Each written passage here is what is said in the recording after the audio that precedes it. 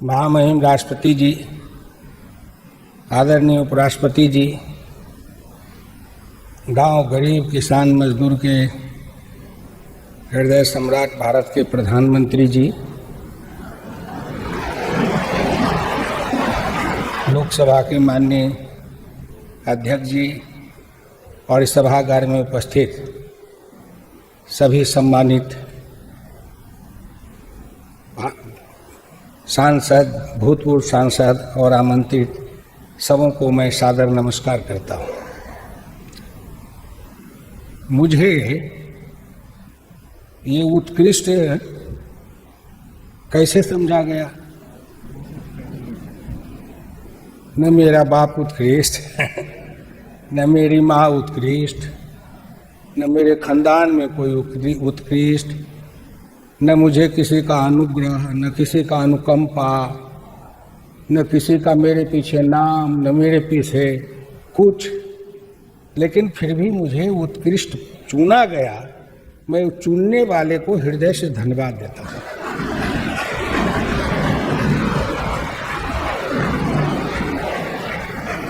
भाई, आपने ये गांव के कीचड़ में से हीरे को कैसे पहचान लिया?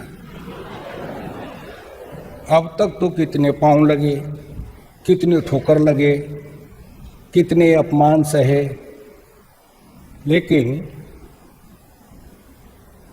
जब मैं बैठा करता था तो मेरी पत्नी मुझे कहा करती थी कि आपको कभी उत्कृष्ट सांसद का पुरस्कार मिलेगा, कोशिश करिए। तो मैं कहता था मैं कोशिश क्या करूँगा, क्योंकि वो भी राजनीति में है, वर्षों से सक्रिय रही। हम शंकर पार्वती जी के जैसे संवाद करते रहते हैं। तो मैंने कहा चलो काली माई सोचेगी तो कर देगी। मैं उनकी पूजा करता हूँ, मेरी कुल देवी है। लेकिन जब सिल्लीगुड़ी के एक मजदूर मुसलमान भाई को पद्म श्री की पद्म भूषण का सम्मान मिला, तो उस दिन मेरे मन में ये भाव जगा कि अब मैं उत्कृष्ट सांसद का पुरस्कार अवश्य ले लूंगा।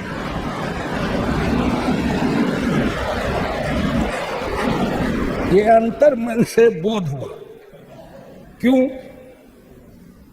तो मैंने कहा कि भाई, यहाँ दिल्ली से बैठे बैठे प्रधानमंत्री जी और ये पद्म पुरस्कार देने वाले जो लोग होते हैं, उनकी दृष्टि वहाँ सिल्लीगुड़ी के एक चाय बागान के एक गरीब निर्धन मुसलमान के को देख लिया, चुन लिया इतनी दूर से।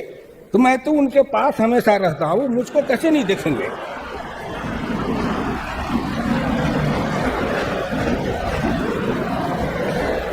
कैसे नहीं देखेंगे? लेकिन साहब, मैं धन्य भाग्यशाली हूं कि आखिर मुझे देख लिया गया। और आज मेरे गांव के लोग टीवी पर देख रहे होंगे, उनकी छाती कितनी फूलती हो।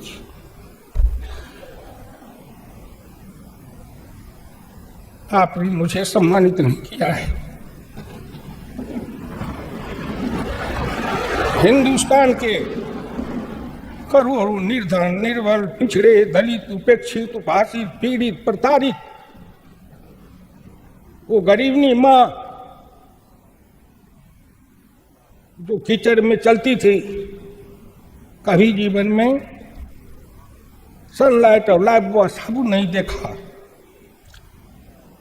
ऐसे माँ की गोद से निकले हुए एक किसान के पुत्र को आपने उत्कृष्ट सांसद बनाया। ये संसद की, संविधान सभा की देन है साहब। मुझे प्रेरणा मिली थी उस दिन जब नरेंद्र मोदी प्रधानमंत्री बने थे, तो बैठे थे हम घर में, आपस में चर्चा कर रहे थे। ये उत्कृष्ट सांसद के लिए आवेदन कर रहे थे। मेरी पत्नी ने कहा आप भी आवेदन करवाओ। कृषि समिति के हमारे जो साथी सदस्य लोग थे उन्होंने कहा कि हम लोग आपको वो स्पॉन्सर करेंगे। तो हमने कहा कर दो भाई, लेकिन मुझे हुआ कि मुझे जरूर उत्कृष्ट माना जाएगा, क्योंकि जब एक गरीबनी मजदूरीनी साधारण माँ के कोख से जन्मा हुआ एक गरीब फुटपाथ पर सोने वाला, चाय बेचने वाला भारत का प्रधानमंत्री बना है, तो ये उत्कृष्ट सांसद का पुरस्कार कोई उससे बड़ा है? मुझे क्यों नहीं मिल सकता है? ये जो हमारे अंदर भाव जगते हैं, प्रेरणा, ये लोकतंत्र की देन है। भाई राजनाथ जी बैठे हैं, जब ये अध्यक्ष थे उत्तर प्रदेश के, तो मैं इनके साथ कार्यक्रम में ले जाते थे मुझे घुमाने के लिए। एक बार दुर्घटना हुई, उसमें गाड़ी में आग लग गई, हम दोनों तो जल के मर ही जाते। भगवान को बचाना था, इसलिए कि आज मुझको उत्कृष्ट सांसद कैसे पुरस्कार मिलता अगर मर गए होते जल के गाड़ी में। ईश्वर की कृपा थी। मैं आप लोगों से ज्यादा नहीं कहूँगा, इतना ही कहूँगा कि मुझे विश्वास है इस संसद में, विश्वास है मुझे संविधान में, और विश्वास है मुझे इस देश के करोड़ों निर्धन, निर्बल, पिछड़े, दलित, उपेक्षित, उपहासित, प्रताड़ित उस गरीब मजदूरों के विश्वास पर, और मुझे विश्वास है उस डॉक्टर लोहिया की बानी पर, जिन्होंने मुझे कहा था हुकुमचंद तुम अटूट निष्ठा के साथ मेरी बात को मान के आगे बढ़ते जाओ। एक न एक दिन आएगा जब हिंदुस्तान में किसी गरीब, निर्धन, निर्बल माँ के कोख से जन्मा हुआ अति पिछड़ा का बेटा भारत का प्रधानमंत्री बन सकता है। मुझे यहाँ तक लाने में बहुतों का योगदान है साहब, आपको असंभव होगा। मैं तो 1950 का संघ का स्वयंसेवक हूँ, और मेरे उम्र के तो स्वयंसेवक मिलेंगे भी नहीं, क्योंकि मैं 1950 में संघ का स्वयंसेवक बना। और मेरी विडंबना देखे कि मैं संघ का स्वयंसेवक था, रोज दोनों शाम सखा जाता था, और कॉलेज में समाजवादी युवजन सभा में मंच पर से मैं डॉक्टर लोहिया का झंडा लेके चलता था।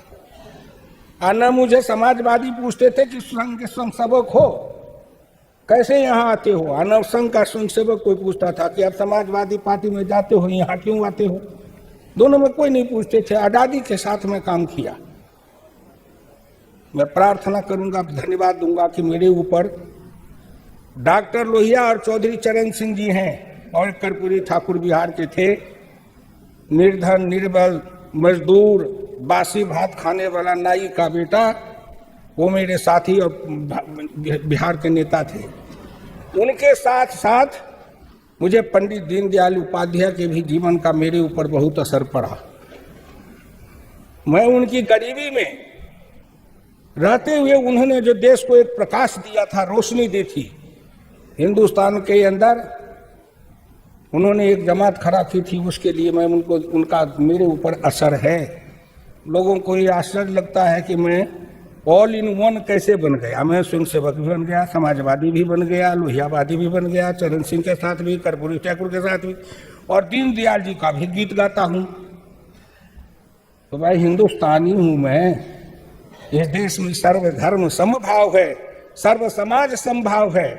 दीनदयाल जी कहते थे समरस समाज, डोरिया कहते थे समता समाज। इसलिए मैंने उसको अपने जीवन में अंगीकार किया है कि सबकी गीत मैं गाता हूँ, भारत की गीत सुनाता हूँ।